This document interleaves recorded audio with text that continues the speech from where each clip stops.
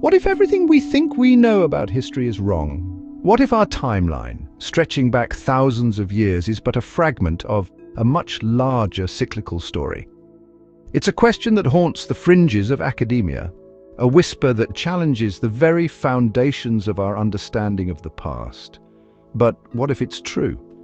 What if our world is not progressing in a linear fashion, but is instead trapped in a loop destined to repeat the mistakes of forgotten civilizations? The idea of a great reset, a cataclysmic event that wipes the slate clean and forces humanity to start anew, is not new. It's a concept woven into the fabric of ancient myths and legends, from the flood narratives present in cultures across the plain to the cyclical timekeeping of the Maya.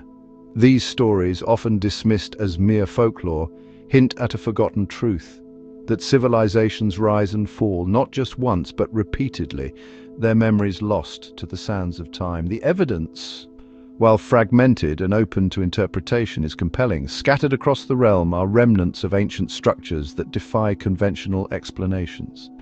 Megalithic stones, precisely cut and fitted with a technology seemingly beyond the capabilities of their supposed builders, whisper of forgotten knowledge and lost civilizations. These enigmatic sites, often dismissed as the work of primitive cultures, hint at a past far more sophisticated than we've been led to believe. Could it be that our history books, filled with tales of kings and queens, wars and revolutions, are merely the latest chapter in a much longer saga? Were they real? A story that has been repeated countless times before, each cycle culminating in a cataclysmic reset that plunges humanity back into darkness. If so, then we must ask ourselves, are we doomed to repeat this cycle, or can we break free from the chains of the past and forge a new destiny for ourselves? The official narrative of history paints a picture of a linear progression, from the primitive societies of the Stone Age to the sophisticated civilizations of the modern world. But this narrative is riddled with inconsistencies, gaps and anomalies that suggest a far more complex and cyclical reality. Take, for example, the sudden appearance of advanced civilizations in the archaeological record seemingly out of nowhere. The Sumerians, who emerged in Mesopotamia around 3500 BC, possessed advanced knowledge of mathematics, astronomy and writing, yet there is no evidence of a gradual development of these skills and the timeline. It's as if they appeared fully formed, their knowledge inherited from a lost and unknown civilization that predated them. The same can be said for the ancient Egyptians, whose monumental architecture and sophisticated understanding of astronomy continue to baffle modern scholars. These sudden leaps in technological and cultural development suggest that our understanding of the past is incomplete and is missing large parts. Could it be that these ancient civilizations were not the first of their kind, but rather the inheritors of knowledge and technology passed down from earlier, forgotten epochs? If so, then the rulers and historical figures we revere may be but pale imitations of their predecessors, their reigns merely echoes of forgotten empires, just finders of all these things. The possibility of recurring resets challenges our perception of time and progress. If civilizations rise and fall in cycles, then perhaps our current era, for all its technological advancements, is not the pinnacle of human achievement, but merely another point on a much larger wheel, destined to turn and bring about a new age. The late 18th and early 19th centuries witnessed an unprecedented explosion of knowledge and discovery known as the Enlightenment. This period saw a resurgence of classical learning, a renewed interest in science and reason, and a rejection of traditional authority. But what if this so-called rediscovery of knowledge was, in fact, something else entirely? What if the Enlightenment was not a spontaneous blossoming of human intellect, but rather a carefully orchestrated event designed to usher in a new era of control? Consider the curious case of the Renaissance, a period of cultural and artistic flourishing that preceded the Enlightenment. During this time, Europe experienced a renewed interest in classical art, literature, and philosophy. Yet many of the texts and artifacts that fueled this revival were conveniently rediscovered in the libraries and monasteries of Europe, often under mysterious circumstances. Could it be that these texts, containing knowledge that challenged the prevailing worldview of the time, were deliberately suppressed and then strategically reintroduced to steer society in a specific direction? The Enlightenment, with its emphasis on reason and progress, can be seen as a continuation of this process, a carefully crafted narrative designed to shape the modern world. If this is the case, then who were the architects of this grand narrative? What were their motivations? And what does it mean for our understanding of the present if our past has been so meticulously curated? Our understanding of history is inextricably linked to our understanding of time, and the science of geology plays a crucial role in shaping our perception of the past. Through the study of rock formations, fossils, and geological processes, we've constructed a timeline for Earth's history, stretching back billions of years. But what if this timeline, like the historical narrative it underpins, is flawed, incomplete, deliberately misleading, or even deliberately created? The field of geology, as we know it today, emerged in the early 19th century, coinciding with the Enlightenment's emphasis on reason and scientific inquiry. Prior to this period, explanations for the Earth's formation and the existence of fossils were often rooted in religious beliefs or mythology. However, with the rise of geology, a new secular narrative emerged, one that sought to explain the Earth's history through natural processes.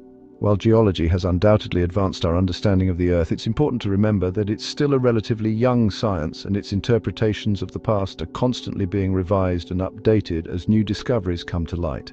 The dating methods used to determine the age of rocks and fossils are based on assumptions about the past, assumptions that may not always hold true. Could it be that the geological timescale, with its vast epochs and periods, is a flawed or incomplete representation of Earth's true history? If so, then our entire understanding of the past, from the emergence of life to the rise and fall of civilizations, could be built on shaky ground and made up entirely. Whispers of manipulation, the strings of war and peace. Throughout history, humanity has been plagued by conflict. Wars, revolutions, and social upheavals have shaped the course of civilization, leaving countless lives lost and immeasurable suffering in their wake. But what if these conflicts, often portrayed as inevitable clashes of ideology or ambition, are in fact orchestrated events engineered by unseen hands to manipulate populations, maintain control, and create new narratives? Consider the role of propaganda in shaping public opinion during times of war. Governments and other powerful entities have long understood the power of information control, using propaganda to demonize enemies, rally support for military action, and suppress dissent. By manipulating the flow of information, those in power can manufacture consent for conflicts that serve their own interests. The rise of mass media and the internet has only amplified the potential for manipulation. Social media platforms, with their algorithms designed to promote engagement and spread information quickly, can be used to shape public discourse, influence elections, and even incite violence. The lines between reality and manufactured narratives are becoming increasingly blurred, making it difficult to discern truth from fiction. If wars and conflicts are not inevitable consequences of human nature, but rather the result of deliberate manipulation, then we must ask ourselves, who benefits from these conflicts? Who are the puppet masters pulling the strings, and what are their ultimate goals? A conformity and control, the prison of societal norms. From the moment we're born, we're bombarded with societal expectations. Gender roles, cultural norms, and social hierarchies shape our beliefs, values, and behaviors, often without us even realizing it. This conditioning begins in childhood, reinforced through family, education, and the media. We're taught to conform, to fit in, to follow the rules, and to not question the status quo. While some degree of social conformity is necessary for the functioning of any society, when taken to extremes, it can stifle individuality, creativity, and critical thinking. It creates a culture of fear, where people are afraid to challenge authority or express dissenting views for fear of social ostracism or punishment. This fear of standing out, of being different, is what allows those in power to maintain control. By enforcing conformity, they can suppress dissent, stifle innovation, and perpetuate the existing power structures. It's a subtle but insidious form of control, one that permeates every aspect of our lives. Breaking free from this prison of conformity requires courage, critical thinking, and a willingness to question everything we've been taught. It means challenging the status quo, embracing our individuality, and refusing to be defined by societal expectations. Only then can we hope to create a more just, equitable, and fulfilling world for ourselves and future generations. The slippery slope to reset. Signs we cannot ignore. If history does indeed move in cycles, if civilizations rise and fall in predictable patterns, then what are the signs that our current civilization might be heading towards another reset? While predicting the future is an impossible task, there are certain trends and patterns in our world today that bear a striking resemblance to the conditions that preceded the fall of past civilizations. One of the most concerning trends is the widening gap between the rich and the poor. As wealth becomes increasingly concentrated in the hands of a select few, the majority of the population struggles to make ends meet. This economic inequality leads to social unrest, political instability, and a breakdown of trust in institutions. Another worrying trend is the degradation of our environment. Climate, pollution, and deforestation are pushing our realm to its limits, threatening the delicate balance of life on Earth. As they make resources become scarcer and competition for land and water intensifies, the potential for conflict increases dramatically. These are just a few of the many signs that our current trajectory is unsustainable. Is this a control or a natural occurrence? If we continue down this path, ignoring the lessons of history, we risk triggering a cascade of needed events that could lead to another societal collapse, another great reset. The power within, breaking free from the cycle. The prospect of another reset, of losing everything we've worked so hard to build, can be daunting, even paralyzing. But it's important to remember that we are not passive observers in this grand narrative. We have the power to shape our own destiny, to break free from the cycles of the past and create a better future.